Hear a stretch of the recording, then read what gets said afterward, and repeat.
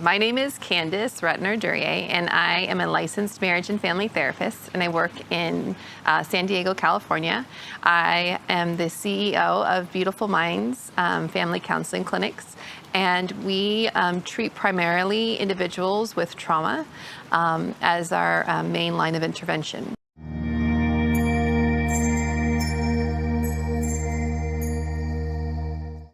All right, trauma.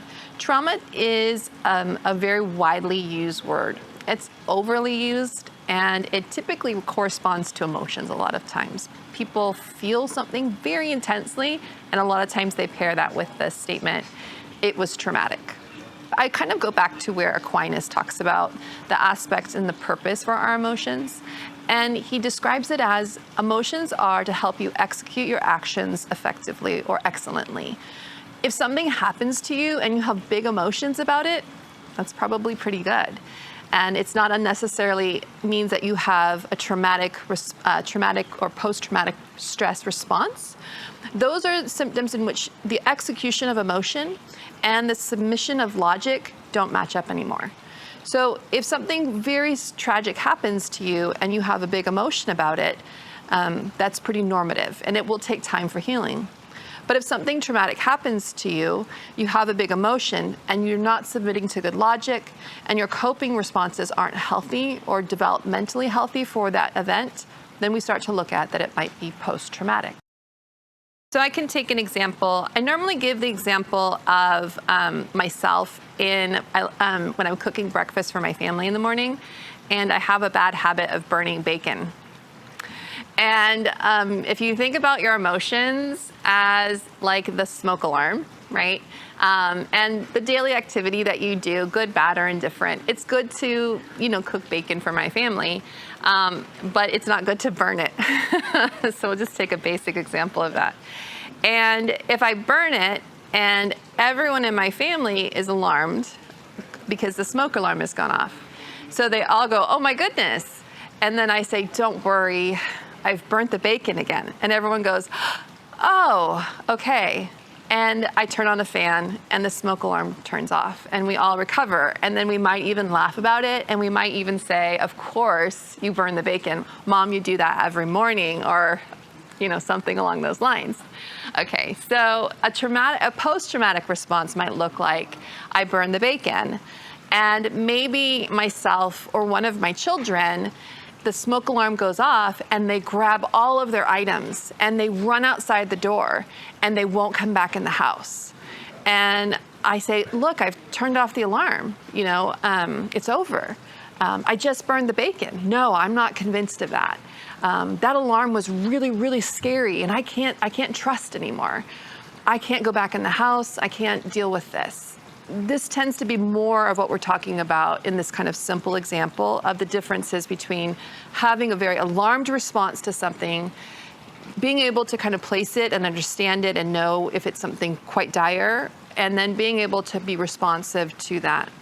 Sometimes, perhaps maybe like in a house that's burned down, you do have to get out and leave. But your process of that is going to have a very more long-term marked response, but you're going to recover, and you know that, and you have an understanding of that. You haven't lost your sense of identity, and you haven't lost your foundation of logic or truth.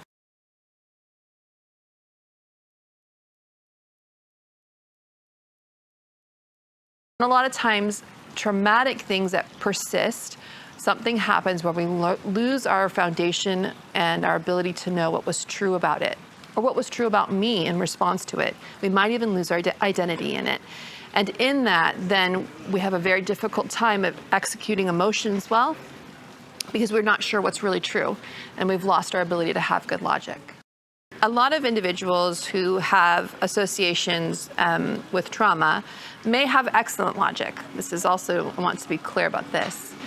But when they pair it with something that has to do with or reminds them of this a situation or this very heightened sense of emotion, the logic tends to fail them and they can't seem to recover back to where they were. So in that response, we typically want to look at what is permitting you to not be able to know how to return or how to allow yourself to believe or to feel again that you can move back towards the logical response. And so sometimes these are actually physiological reactions. So sometimes we'll have a sense where our senses get affected. So we've lost the ability to, if we get encountered with something that has to do with the traumatic event, we've lost our ability to reason, and we've also lost our ability to control our senses. So we might feel something that we didn't anticipate we were going to feel.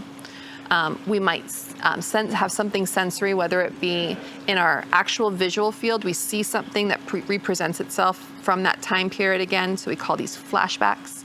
And they can also be interior flashbacks. We might be caught up in our imaginative sense with the entire memory, and we're present and we're not seeing it maybe outside, but we see it in our interior sense. We might have visceral responses. So we think we're okay. We don't really maybe have an emotional response. We're not even really having an interior response, but our bodies get stuck, or they feel frozen, or they start shaking or trembling, and we're not really feeling like we have much control over that. These are all what we call more intrusive symptoms of a traumatic experience.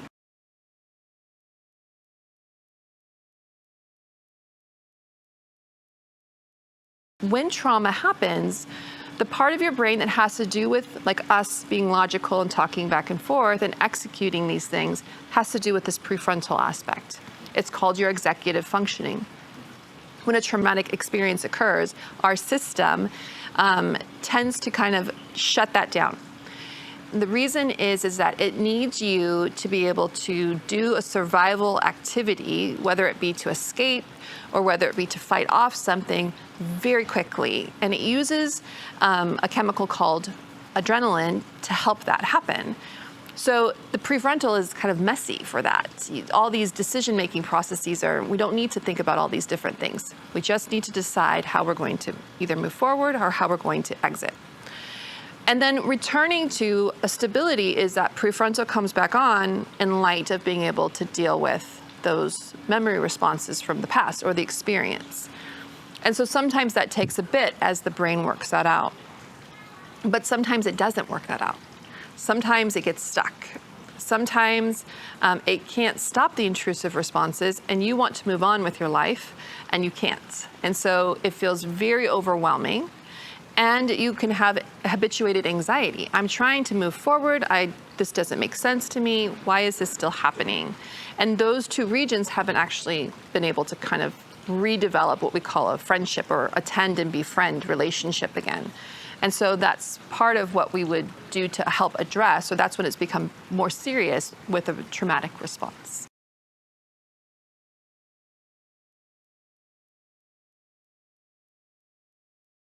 In some of these experiences and doing trauma work for about 20 years, one of the reasons that I've done so many different types of interventions and pulled to kind of combine them is because a lot of times talking about it doesn't seem to actually change it very much. In the clinic, however, we've, by the grace of God, and what he's brought to us and enlightened us, we've been able to look at the brain and what it does when it's stressed. And we're actually able to look at what areas of the brain have that stress response and how that stress response is being exhibited in each individual person. And then we look at how a way to actually help the brain to see its own language or its own response.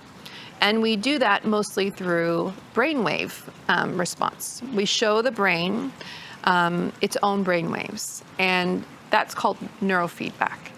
And we also do other interventions like biofeedback, which is where we show the body and show you what your body is doing when it's stressed and what it looks like when it calms. So you get the feedback of what your body does with stress and with calming. And we also do EMDR, which shows the brain a way to actually go into what we call that quiet state and learning state, so that it can think about the memory in a quiet and learned state.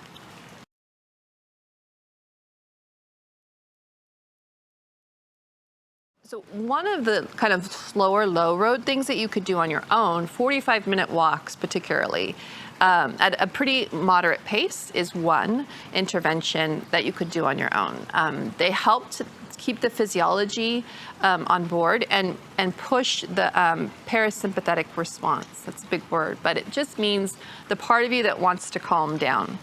So when your brain has an elevated response, it gets triggered or something around it feels dangerous and it's reactivating this process of fear, then a lot of times that walking response for that length of time clinically has been shown to actually help that just to start to calm back down.